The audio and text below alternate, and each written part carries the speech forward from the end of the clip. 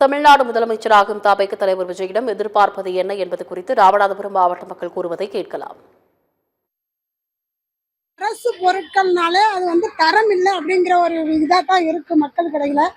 கொடுக்கும்போது ஸ்கூல் பிள்ளைகளுக்கோ இல்லை பிற மக்களுக்கு எல்லாத்துக்கும் கொடுக்குற பொருட்கள் தரமாக இருக்கணும்னு நான் எதிர்பார்க்குறோம். இளைஞர்களுக்கு வேலை வாய்ப்பு தரேன்னு சொல்லியிருக்கிறாரு.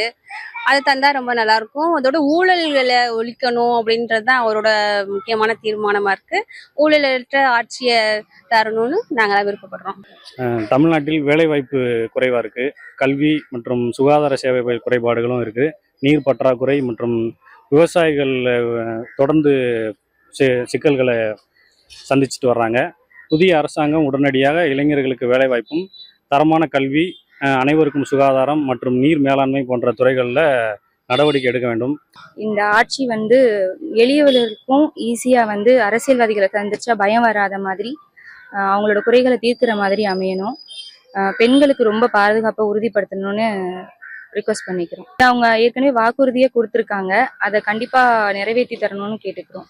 முற்றிலும் தமிழகத்துல போதை கலாச்சாரத்தை ஒழிச்சாருனாவே எங்களுக்கு போதும் தான் நினைக்கிறேன். அவர் தொடர்ந்து நல்லாட்சி தருவார்னு நான் நம்புறேன். உறுதியை பின்வாங்காம தக்க நடவடிக்கை எடுத்து முற்றிலும் தமிழகத்துல போதை கலாச்சாரத்தை ஒழிக்கணும்.